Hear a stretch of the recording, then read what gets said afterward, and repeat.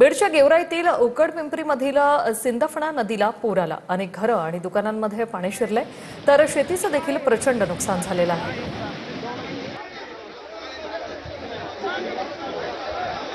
सिंदफणा नदीची ही दृश्य आपण पाहतोय। अनेक घरं आणि दुकानं देखील दुकानांना या पाण्याचा फटका बसलाय। बीडच्या गेवराईतील उकडपिंपरीमधील सिंदफणा नदीला पूर आल्याने हे पाणी रस्त्यावर आलेलं आहे।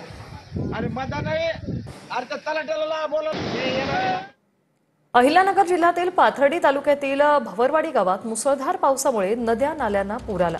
शेताला तळ्याचं स्वरूप आल्याने कपाशी, तुरीसह इतर पिकंही पूर्णपणे पाण्याखाली गेली। ओला दुष्काळ जाहीर करण्याची मागणी सध्या शेतकऱ्यांकडून केली जाते।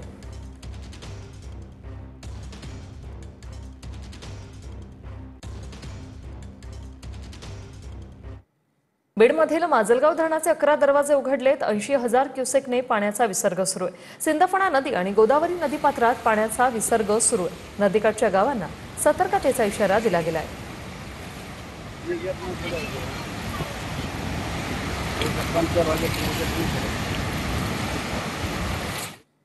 सोलापुरातील करमाळा तालुक्यात मुसळधार पावसाने हजेरी लावली। अनेक रस्त्यांवरून पाणी वाहत असल्याने वाहतूक बंद करण्यात आली। शेतकऱ्यांचं मोठ्या प्रमाणात नुकसान झालेलं आहे। तिकडची थांबलेली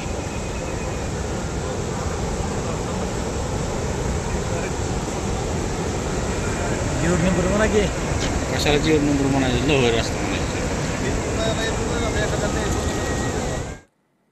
परभणीच्या पूर्णा तालुक्यातील मौजे आहेरवाडीमधील प्रसिद्ध तीर्थक्षेत्र श्री सजगीर महाराज देवस्थान मंदिरात पाणी शिरले। पुराच्या पाण्याने मंदिर परिसर जलमय झालाय। हे दृश्य आपण पाहतोय। परभणीमधील सजगीर महाराज मंदिरातली या मंदिरात पुराचं पाणी शिरलेलं आहे आणि हा संपूर्ण मंदिर परिसर आहे तो सध्या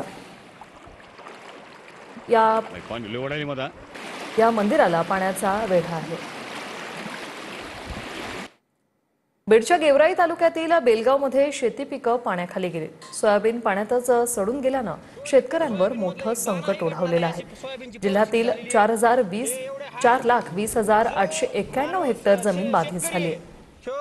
पोटाला चिमटा घेऊन 10-5 रुपये हे बाजूला काढून ह्या मालाला खर्च करतो। त्या खर्च तर नाही येणार, पण आता हे शेतकऱ्यांनी हे पूर्ण माल गेल्यानंतर त्याची कुटुंबाची उपजीविका कशी भागायची, लेकराचे शिक्षण कसं करायचं, हे बघा। ही तुरीची अवस्था पूर्ण मुळकूत झालेली आहे। आता हे तुरीचे झाड पण जळायला लागलेत।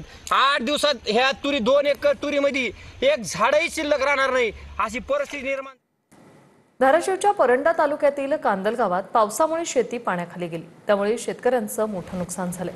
नुकसान भरपाई देण्याची शेतकऱ्यांकडून आता मागणी होते।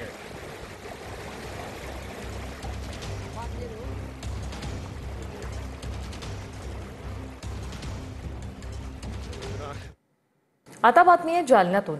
जालन्यातील नेर मंडळात ढगफुटी सदृश्य पावसामुळे शेतकऱ्यांचं मोठं नुकसान झालंय।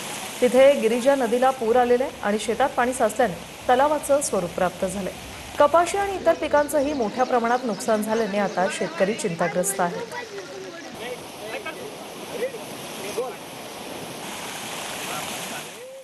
जालन्यातील मोतीगव्हाण गावात ढगफुटी सदृश्य पाऊस झाला आणि त्यामुळे शेतकऱ्यांच्या पिकांमध्ये पाणी साचले।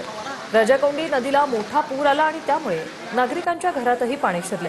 शेती पिकांनाही याचा मोठा फटका बसलाय।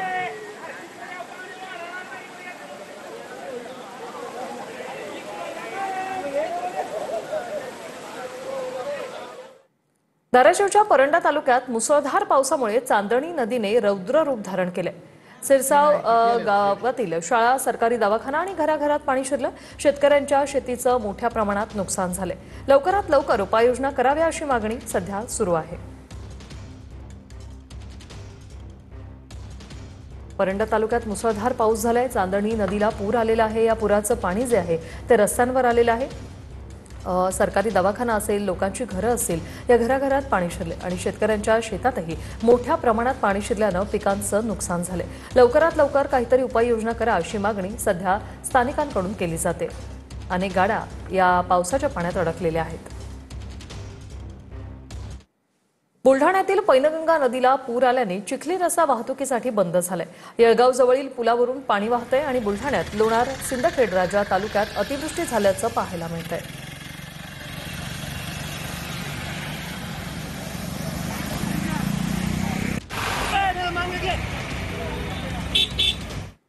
छत्रपती संभाजीनगरमध्ये सोयगावमध्ये तालुक्यात मुसळधार पाऊस झाला आणि रुद्रेश्वर लेणी डोंगरावरील दरड कोसळली। रुद्रेश्वर लेणीच्या धबधब्यावरील पाण्याचा प्रवाह वाढल्याने लेणीजवळील दरड कोसळलेली आहे।